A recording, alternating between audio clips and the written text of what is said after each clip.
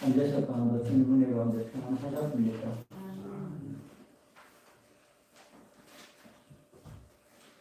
코로나가 좀 잠잠해져야 되는데 갈수록 더 기승을 부린 것 같습니다. 건강관리에 좀 더 유의해야 되겠다는 생각이 듭니다. 우리 창세기 12장에 기록된 말씀을 우리 다 같이 보겠습니다.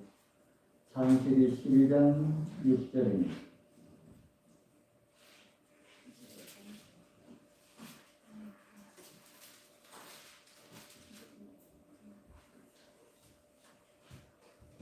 창세기 12장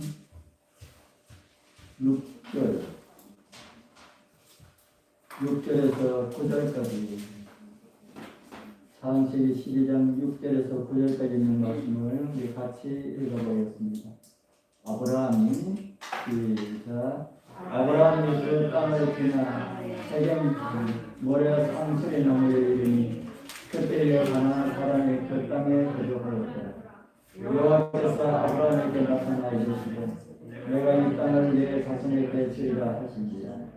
자기에게 나타나신 여호와께 그가 그곳에서 제단을 쌓고 거기서 베델 동쪽 산으로 옮겨 장과 같이 서쪽은 베델이요 동쪽은 하이요. 그가 그곳에서 여호와께 제단을 쌓고 여호와의 이름을 부르더니 점점 남방으로 옮겨갔더라.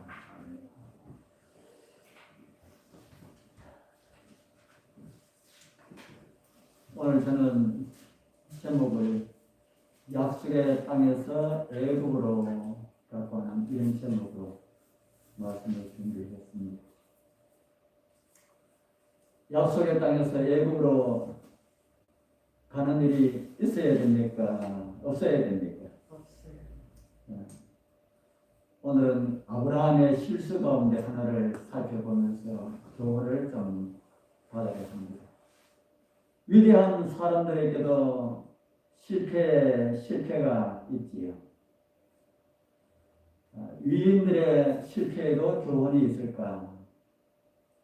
위인들뿐 아니라 우리처럼 연약한 사람들에게도 그런 실수들에도 깊은 교훈들이 있습니다.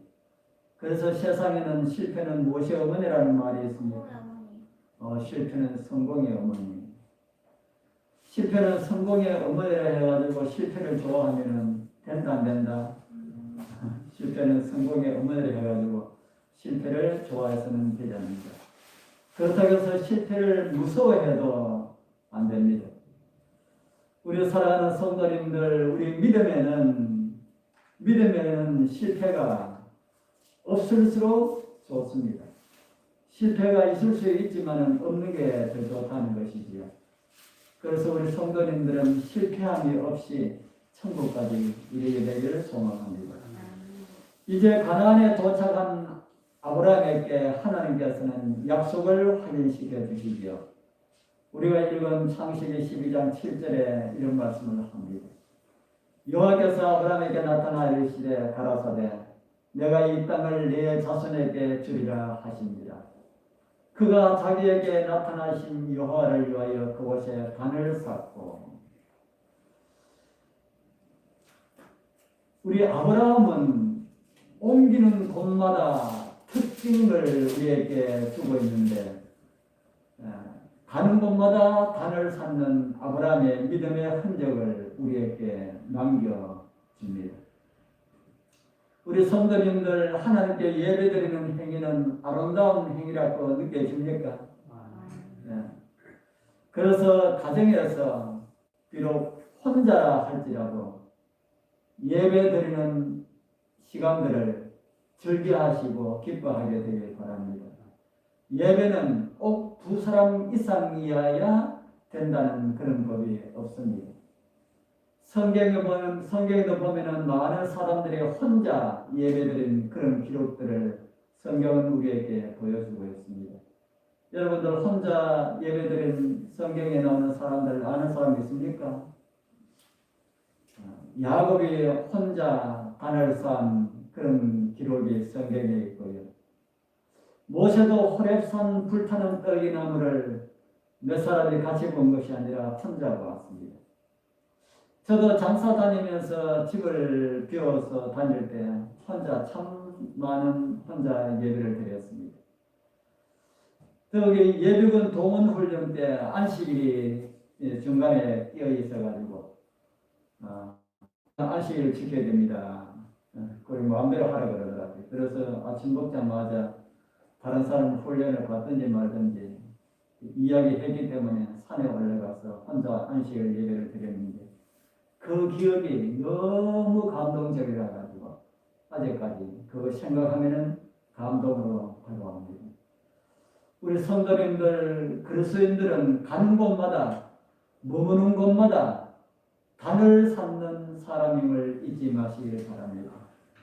하루를 시작할 때에 예배를 드리고 하루를 마칠 때에 예배를 드리고 무엇을 시작할 때도 가장 먼저 예배부터 드리시고 혹 이사를 하실 때에도 가장 먼저 예배부터 드리시는 정말 하나님을 예배하는 그런 성도님들 다 되길 소망합니다. 아브라함은 그렇게 살았다 하는 것이죠. 우리 정은의 말씀을 보면은 아브라함 이후에 아브라함의 뒤를 따라서 여행하였던 많은 사람들이 아브라함의 자취들을 볼 수 있었다 합니다. 어떤 자취가 아브라함이 지나간 것을 보여줍니까? 아브라함이 산 그 제단, 아브라함이 산 제단을 통해서 그 길을 여행했던 수많은 사람들에게 이 길은 아브라함이 지났던 그런 길이었다라는 것을 알 수 있도록 많은 것을 보여주었다고 기록한 말씀을 보게 됩니다. 우리도 예배를 통하여서 우리의 자취들을 남길 수가 있는 그런 은혜가 있었으면 좋겠습니다. 아브라함은 이제 하나님께서 주신 땅 가나안에 살고 있지만 그러나 아직은 가나안 족속들이 살고 있기 때문에 나그네 같은 그런 세상에 살고 있습니다. 무슨 말씀인지 이해가 됩니까? 하나님께서 아브라함에게 가나안 땅을 너에게 주겠다고 이렇게 말씀하셔서 가나안 땅에 갔지만은 그 가나안 땅 하나님께서 아브라함에게 주신 땅인데 아브라함은 그것에서 나그네로 살았다 하는 것이죠. 너에게 주겠다 했으면 아브라함의 땅이지 않습니까? 그런데 아직까지 가나안 사람들이 그곳에 있어서 하나님께서 아브라함과 그의 자손에게 주셨지만은 나그네로 살아가고 있다. 오늘 우리도 많이 비슷한 그런 환경 가운데 있지요. 지금 우리 눈에 보이는 이 모든 땅들은 다 누구 것이 될 것입니까? 지금 우리 눈에 보이는 이 모든 땅들은 누구 것이 될 것입니까? 앞으로 하나님께서 우리에게 주실 것이다. 우리 주님 오시고 새 하늘과 새 땅이 이 땅에 이루어질 때에 구원받은 사람들에게 이 땅을 주실 것이다. 성경은 그렇게 말씀하고 있지 않습니까? 그러나 아브라함이 아직 아닌 것처럼 우리에게도 약속은 하셨지만은 아직은 아니지요. 어디 가서 이거 하나님께서 우리에게 주신 것이다, 이거 우리가 해야 된다고 하면은 좀 어떤 사람이라고 그렇게 이야기하겠지요. 그래서 아브라함처럼 우리도 약속의 땅에 우리는 살아가고 있지만은 아직 우리는 우리 땅이라고 주장 못하고 우리는 나그네로 살아가고 있다. 우리가 살아가는 이 세상에서도 때때로 어려움이 있는 것처럼 아브라함이 살고 있는 가나안에도 아브라함의 가정에도 어려움이 왔습니다. 기근이 온 것으로 성경은 기록을 하고 있습니다. 창세기 12장 9절에서 10절에 기록된 말씀을 우리 하나 보겠습니다. 거기서 시작. 거기서 베델 동편 산으로 옮겨 장막을 치니 저는 동은 아이라. 그가 그곳에서 여호와를 위하여 단을 쌓고 여호와의 이름을 부르더니 점점 남방으로 옮겨갔더라. 그 땅에 기근이 있으므로 아브라함이 애굽에 우거하려 하여 그리로 내려갔으니 이는 그 땅에 기근이 심하였습니다. 가나안 땅에 무엇이 심하였다고 합니까? 기근이 심하였다. 그러면은 나그네로 살고 있는 아브라함의 가정에도 어려움이 왔을까요? 하나님께서 가라고 하셨습니다. 하나님께서 가나안에 가라고 하셨는데 하나님께서 가라고 하신 곳에 살아도 기근이 옵니까? 하나님께서 가라고 하신 곳에 살아도 어려움이 옵니까? 하나님께서 가라고 하신 곳에 살면 어려움이 안 와야 되는 거 아닙니까? 하나님께서 하라고 하신 대로, 하라고 하는 대로 했더니만은 어려움이 왔다. 그거 잘못된 거 아닙니까? 어떻게 생각하십니까? 하나님께서 하라고 하는 일을 했는데도 어려움이 왔다. 하나님께서 하라고 하신 일은 전부 다 잘 돼야 된다. 그거 누구 생각입니까? 하나님께서 하라고 하신 일은 무엇이든지 다 잘 돼야 된다는 것이 누구의 생각이랄까요? 그거 다 우리의 생각입니다. 나의 생각이라는 것이죠. 하나님께서 가라고 하신 곳에 가도 그곳에서 무엇을 만날 수가 있습니까? 예, 그곳에서도 어려움을 만날 수가 있다. 기근도 만날 수가 있고 더 큰 어려움도 경험할 수가 있다 하는 겁니다. 아브라함이 그런 어려움을 겪은 것처럼 하나님의 말씀에 순종하여서 살고 있는 아브라함의 가정에 어려움이 온 것처럼 오늘 누구에게도 어려움이 있을 수 있다는 그런 말씀입니까?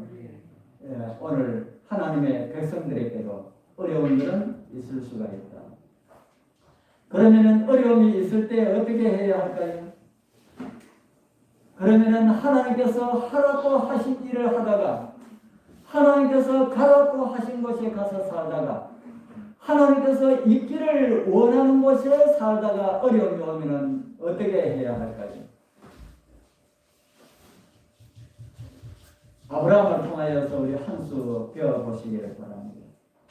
아브라함은 기근이 올 때에, 어려움이 올 때에 어떤 모습을 우리에게 보여주셨습니까?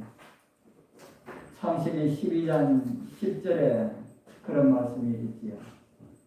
그 땅에 기근이 있으므로, 아브라함이 어디에 우거하려 하여요? 애굽에 우거하려 하여 그리로 내려갔으니 이는 그 땅에 기근이 심하였습니다. 아브라함이 기근을 피하기 위하여서 좀 더 교훈적인 표현을 한다면 어려움을 피하기 위하여서 어디로 갔다고요? 아브라함이 기근을 피하기 위하여서 아브라함 가정에 온 어려움을 극복하기 위하여서 애굽으로 갔다. 성경은 애굽이 상징하는 것이 있습니다.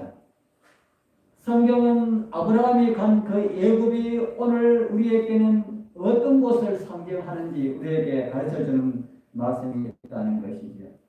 요한계시록 11장 8절에 보면은 저희 시체가 큰 성 길에 있으리니 그 성은 영적으로 하면 소돔이라고도 하고 애굽이라고도 하니 곧 저희 주께서 십자가에 못 박히신 곳이다. 성경에는 두 상징적인 땅을 우리에게 가르쳐주고 있습니다. 하나는 예루살렘이고요. 다른 하나는 바벨론입니다. 예루살렘은 또 다른 말로는 이스라엘이라고 하는 다른 이름을 가지고 있고요. 바벨론은 또 다른 말로 하면 소돔이라고도 하고 애굽이라고도 하는 그런 장소입니다. 예루살렘은 구원의 장소이고 하나님께서 인정하시는 그런 장소이고 애굽은 이 세상을 의미하는 그런 장소가 됩니다. 하나님의 백성들이 좀 어렵다고 힘든다고 기근이 온다고 먹고 살기가 힘든다고 세상으로 가라는 말입니까?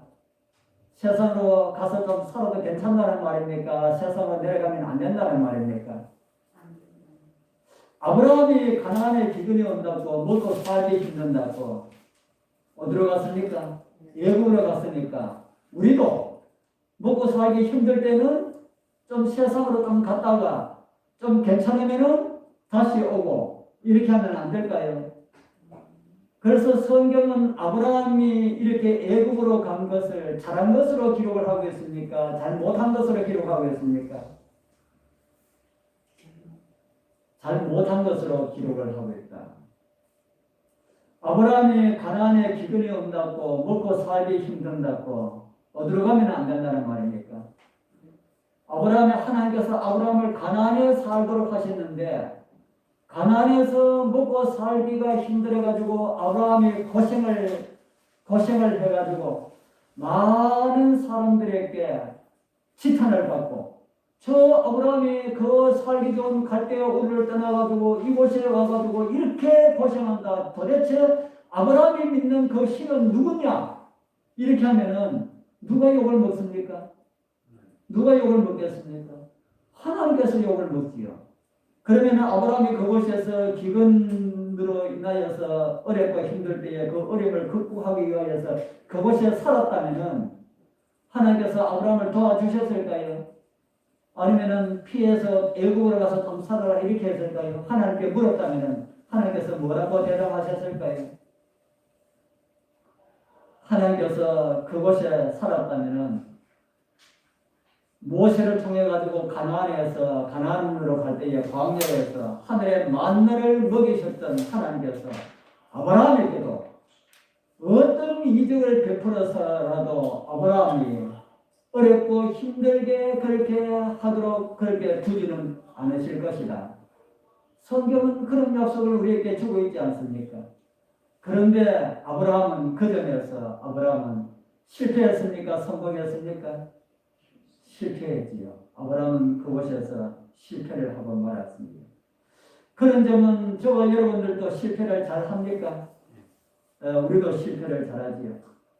우리 사랑하는 성도님들 신앙한다고 계속해서 맑은 하늘, 청청한 하늘만 있다고 생각하지 말기를 바랍니다.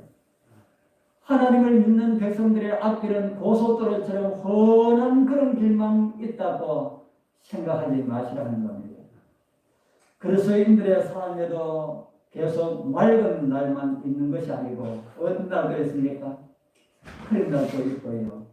비 오는 날도 있고 폭풍이 몰아치는 날도 있고 기근으로 인하여서 생명에 살아가는 양식이 다 끊어져 가는 것처럼 그렇게 보일 때도 있다 하는 겁니다.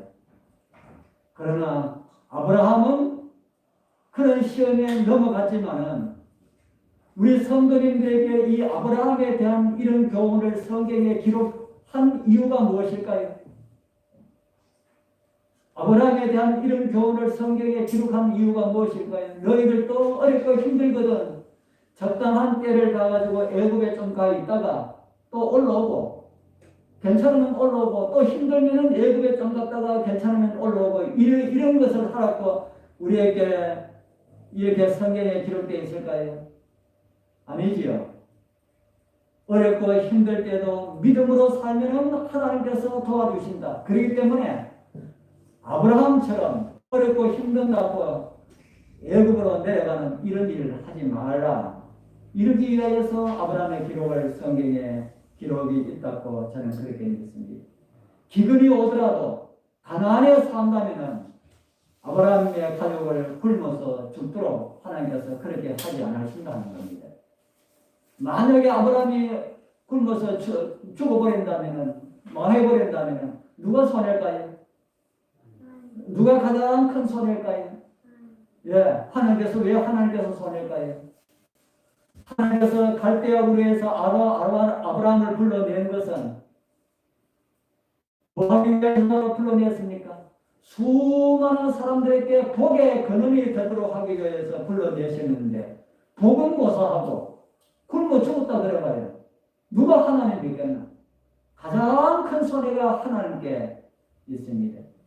우리 사랑하는 여러분들이 하나님 잘 믿고 살다가 여러분들이 갑자기 어떤 일이 닥쳐가지고 여러분들이 하나님을 믿는 믿음 때문에 망했다고 생각해 보십시오.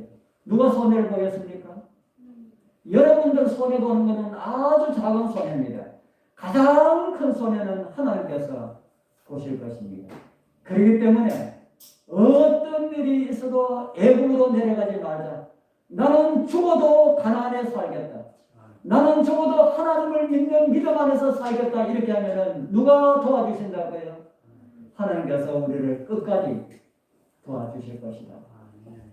갈대아 우리에서 아브라함을 불러낸 것은 그렇게 많은 사람들에게 복이 되도록 하기 위하여서 하나님의 계획이 그렇게 되어 있는데, 그런 계획도 이루어지기 전에 아브라함이 어려운 가운데 있다면 하나님께서 손해가 될 텐데, 아브라함은 그런 사실을 그때 몰랐습니다. 우리도 그렇죠. 우리도 시험을 당할 때에 그 시험에 실패할 때를 우리가 뒤돌아보면 그때 조금만 인내했더라면 하나님께서 도움의 손길을 다 준비하고 기다리고 계셨는데, 그때 우리는 그때 몰랐다는 겁니다. 아브라함도 그때 몰랐어요. 애굽에 살다가 아브라함, 애굽에 내려간 가나안에 살다가 애굽에 내려간 아브라함에게 어려움이 있었습니까? 어려움이 없었습니까? 창세기 12장 11절은 그 어려움을 우리에게 이렇게 보여주고 있습니다. 그가 애굽에 가까이 이를 때에 그 안에 사례들은 말하되, 애굽에 내려가니까 겁이 나는 겁니다. 무슨 겁이 납니까? 애굽 사람은 좀 난폭하고 이런데, 내가 사랑하는 아내가 있는데 아내가 너무 이뻐. 그래서 그 이쁜 아내를 다른 사람들이 보고 탐해서 나를 죽이고 아내를 뺏어가면 어떡하나. 이게 겁이 나는 겁니다. 겁이 나서 해서는 안 될 말을 아내에게 합니다. 그 아내 사례에게 말하되, 나 알기에 그대는 아리따운 여인이라. 애굽 사람이 그들을 볼 때에 이르기를 이는 그의 아내라 하고 나는 죽이고 그대는 살리리니 원컨대 그대는 나의 누이라 하라. 그리하면 내가 그대로 인하여 안전하고 내 목숨이 그대로 인하여 보존하겠노라. 무슨 말씀인지 제가 설명 안 드려도 아시겠지요. 아브라함이 먹고 살기 위하여서 애굽으로 내려갔지만은 자기 부인 때문에 자기가 죽임을 당하지 않을까 걱정이 되는 겁니다. 그래서 부인에게 이런 말을 하는 겁니다. 이런 말을 했을 때 그 부인이 들을 때에 기분이 어땠을까요? 우리 조지사님이 우리 하린이 아빠 보고 요즘도 계속 오빠 하는데, 진짜 다른 사람 어디 아주 난폭한 사람들 있는 데 가가지고 누구냐고 물으면 내 동생이야. 이렇게 하면은 그래도 뭐 남편을 사랑하는 마음에서 그래도 기분이 좋겠습니까? 아브라함의 부인이 이런 이야기를 들었을 때에 기분이 어땠을까? 우리 여러분들 다 결혼해서 살고 있는데, 여러분들이 결혼하기 전에 젊은 시절로 돌아간다면 이런 남자, 위급할 때에 부인을 챙겨줄 줄 모르는 이런 남자인 줄 안다면 이런 남자 믿고 그에게 시집을 가겠습니까? 아니야. 사람은 자기 남편이 믿음 좋다고 믿음 하나 보고 결혼했는데, 그렇지 않습니까? 믿음 하나 보고 결혼했는데 이게 무슨 일입니까? 남편이라면 적어도 무엇은 지켜줄 줄 알아야 하겠습니까? 그 기본 아닙니까? 남편이라면, 부부라면 적어도 어렵고 힘든 일이 있을 때에 자기 부인을 지켜줄 줄 아는, 자기 목숨이 위험하다 하더라도 아내를 지켜줄 줄 아는 이런 사람이 남편이 아닐까요? 그런데 위대한 믿음의 노독이라고 하는, 조상이라고 하는 아브라함이 그런 일에 실패를 하고 맙니다. 이런 일들이 있을 때에 아브라함은 자기 아내가 그렇게 해주기를 바라는 겁니다. 그런데 그렇게 다 준비하고 내려갔더니만은 어떤 일을 당하게 됩니까? 그렇게 준비하고 내려갔더니만은 준비해놓은 그대로 이루어지지요.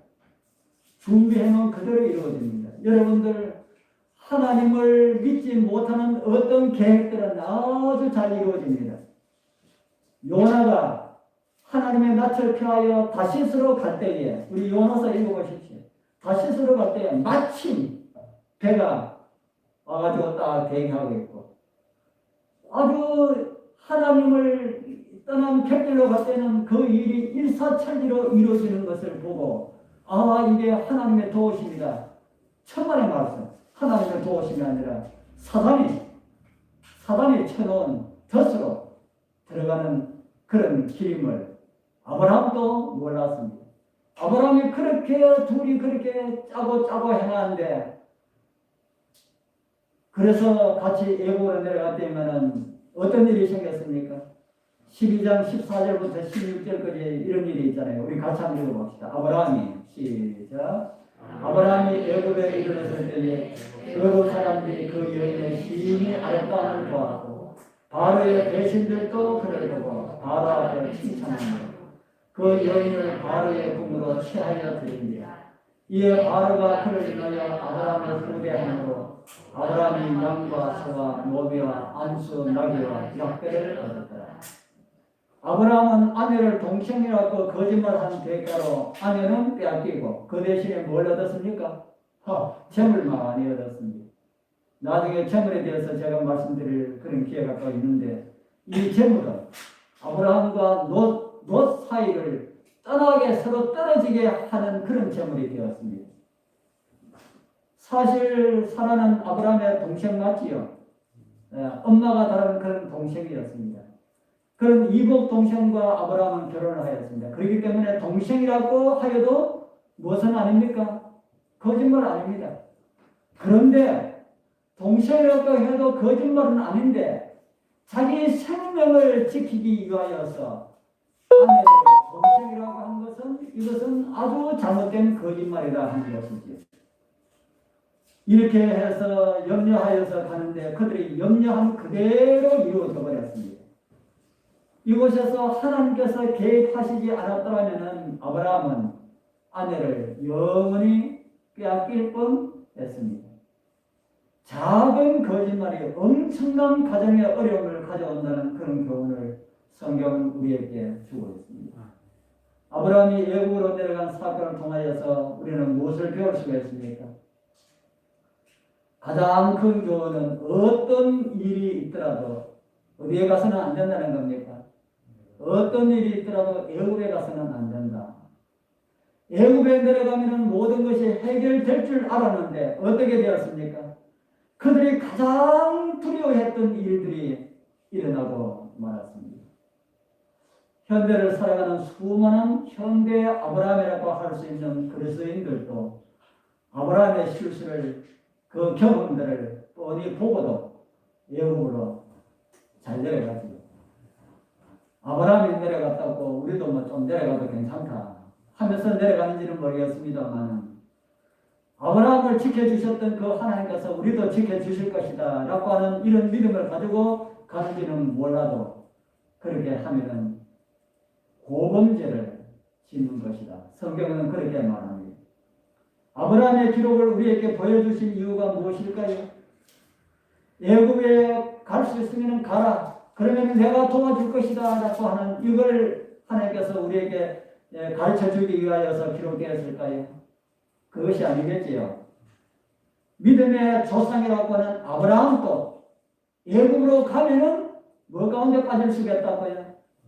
믿음의 조상이라고 하는 아브라함도 애굽으로 가면은 어려운 가운데 빠질 수가 있다. 그렇기 때문에 너희들은 내려가지 말라 하는 것입니다.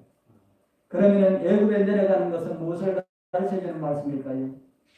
애굽에 내려가는 것은 도움을 받기 위하여서 세상으로 가지 말라 하는 말씀입니다. 성경에 이런 말씀이 있지요. 도움을 구하러 어디로 가지 말라 합니까? 도움을 구하러 애굽으로 내려가는 자들은 화 있을진저 도움을 구하기 위하여서 애굽을 가지 말라고 합니다. 그 이유는 그들은 하나님을 의지하지 않고 세상의 말들과 병거들을 의지합니다. 우리에게 적용하면은 세상 사람들을 의지하지 말라 하는 말씀입니다. 세상의 권력도 우리는 의지하지 말아야 합니다. 저희들 30대 들어서자마자 저희들 저 울진 후포에 가서 조그마한 교회를 섬기면서 살았는데 우리가 사는 모습이 하도 좀 딱했던지 그때 우리 영남 하회장님이 저를 만나서 하는 말이, 지금 현재 대통령하고 아주 잘 아는 사람이, 자기 잘 아는 사람이 있기 때문에 꼭 교회를 섬기다가 어떤 어려운, 꼭 어떤 권력자에서 어떤 도움을 구해야겠다 하는 이런 일이 있으면 언제든지 이야기하라고 그러더라고요. 옛날 그때 전두환 대통령 시절에 대통령 비서실장 그러면은 뭐 급발이 좋았지요. 그런 사람을 알고 있으니까 이야기하라고 그러더라고요. 그래서 3년 동안 있으면서 한 번도 이야기 안 했습니다. 그런 도움 필요 있습니까? 없습니까? 그런 도움 필요 없습니다. 아무 필요 없어요. 우리 아들이 군생활 할 때에 우리 집사람 사촌 오빠가 뭡니까? 군에서 제일 높은 사람으로 있지만은 그 이야기 한번 해가지고 좀 이렇게 가고 싶은 그런 마음이 있지만은 아슬아슬 말아라. 그보다 하나님을 의지하는 것이 훨씬 더 낫다 하는 생각을 가졌습니다. 우리 성도님들, 우리 세상 권력 아무것도 아닙니다. 우리는 오직 하나님만 의지하자. 어떨 때는 세상 권력을 가진 사람들, 아는 사람이 있었으면 좋겠다라고 하는 생각이 있을 때도 있지요. 그러나 우리는 그럴 때마다 이 말씀도 생각할 수 있습니다. 열왕기하 1장 3절에 보면은 여호와의 사자가 디셉 사람 엘리야에게 이르되 너는 일어나 올라가서 사마리아 왕의 사자를 만나 저에게 이르기를 이스라엘의 하나님이 없어서 너희가 애굽으로 내신 바알세불에게 물으러 가느냐. 우리는 어디에 도움을 구하고 어디에 물어야 한다고요? 하나님께만 도움을 구하자. 여기는 이 말씀은 아합의 아들 이스라엘 왕 아하시아가 난간에서 떨어졌을 때에 그가 나을 수가 있는지 죽을 것인지 이스라엘 나라에 그 당시에 많이 섬겼던 바알세불에게 물어보라고 할 때에 그 심부름꾼을 엘리야가 만나가지고 중간에 만나가지고 이런 말을 전한 겁니다. 이스라엘에 하나님이 없어가지고 바알세불에게 물으러 사람을 보내느냐. 그러니까 네가 죽을 것이다. 이런 기회를 전하게 되었지요. 우리 성도님들 어떤 일이 있어도 먼저 하나님께 도움을 구하게 되길 바랍니다. 그리고 하나님께서 어떻게 도와주시는지 그런 일들이 있어가지고 그런 기도를 해야만이 하나님의 도우심을 경험하게 되지 않습니까?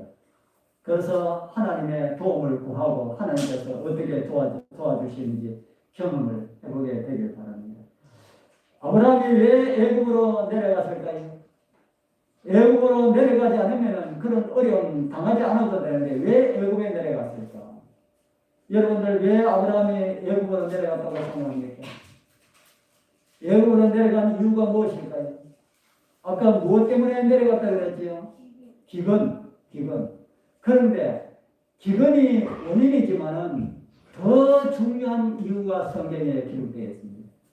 아브라함이 애굽으로 내려가는 진짜 중요한 이유, 우리가 꼭 알아야 하는 이유가 우리 창세기 12장 9절에서 보면 있습니다. 9절에 보면은 점점 어디로 옮겨갔더라 합니까? 점점 남방으로 옮겨갔더라. 살다가 자꾸 어디로 갔다는 말입니까? 남방으로. 남방에 가면 갈수록 어디가 가까운 곳입니까? 애굽에 가까운 곳이다. 우리 사랑하는 성도님들, 애굽 가까운 곳에 살지 말기를 바랍니다. 제가 이 말씀 드리는 것은 다른 말로 하면은 유혹을 받을 수 있는 곳에 나를 두지 말라라는 말씀입니다. 유혹을 받을 수 있는 곳에 나를 거기다 딱 두고 난 다음에 하나님이시여 지켜주시옵소서. 말이 되는 겁니까? 우리가 어쩔 수 없이 유혹받을 수 있는 그런 곳에 나도 모르는 환경 가운데 그렇게 들어갈 수가 있습니다. 그런 곳에 갈 수가 있어요. 그럴 때는 하나님의 도우심이 절실하게 필요하죠. 하나님이 이곳에서 나는 하나님의 도움 없으면 이곳에서 제가 일어설 수도 없고 나갈 수도 없습니다. 하나님 저를 도와주옵소서. 이런 되지만은 유혹받을 수 있는 곳에 어디 가면은 유혹받을 수 있는 곳인 줄 알면서도 그곳에 들어가가지고 하나님이시여 유혹받을 수 있는 곳에 제가 왔으니까 하나님 도와주옵소서. 이런 기도는 가정한 기도로 하는 겁니다. 그런데 우리는 그런 실수 많이 하지요. 그런 실수 많이 합니다. 저도 그런 실수 많이 해요. 우리 정말 우리의 삶의 모습이 우리 자신들을 애국 가까이 점점 애국 가까이 가는 이런 걸음을 끊고 하나님께서 우리에게 주신 환경을 감사하자 하는 것이지. 우리 하나님께서 우리를 위하여서 예배해 주신 그 본향만을 바라보면서 살아가는 그런 삶이 되길 바랍니다. 우리는 여기서 다시 한번 예수 그리스도의 모습을 우리 좀 볼 필요가 있습니다.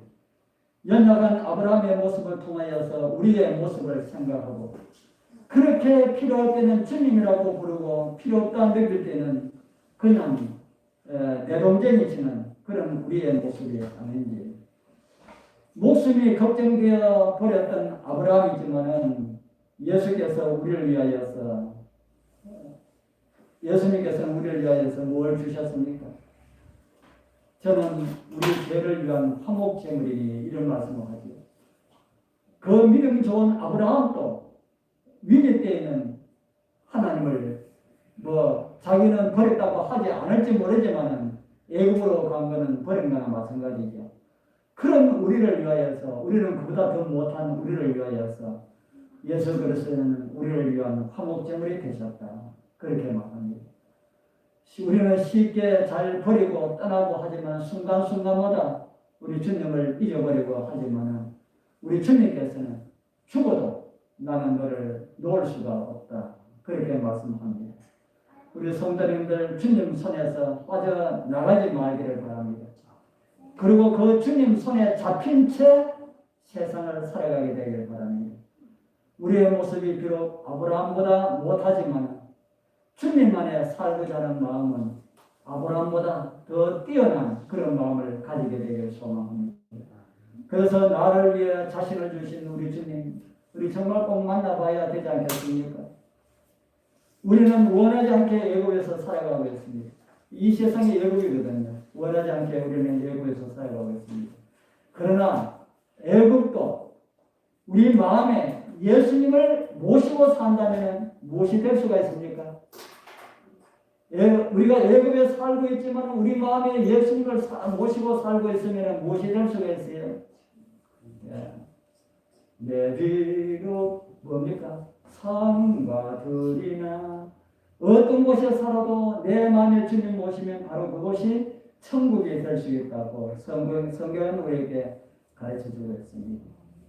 우리 주님 오심이 심히 가깝습니다. 우리 주변에 코로나로 인해서 자꾸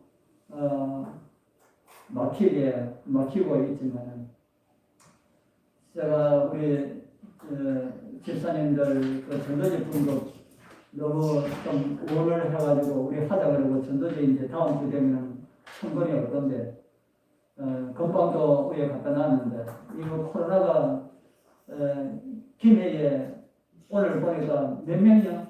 25명. 이 두 개 중에서 최고 많이 나온 것 같네요. 그래서 이걸 어떻게 해야 되나. 그 우리가 하나님께서 또 그 나름대로 전할 수 있는 그런 길을 하나님께서 주실 것입니다.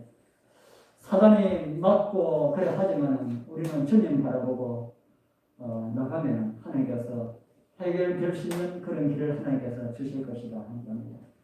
우리 환경이 우리를 그런 가운데로 몰고 가지만은 우리 끝날까지 우리 주님 바라보면서 충성스럽게 사셨다가 우리 주님께서 오시는 그날 우리 주님을 기쁘게 만나 함께 우리 주님 곳에 함께 가게 되기를 축복합니다. 참여 부르겠습니다. 355장 3.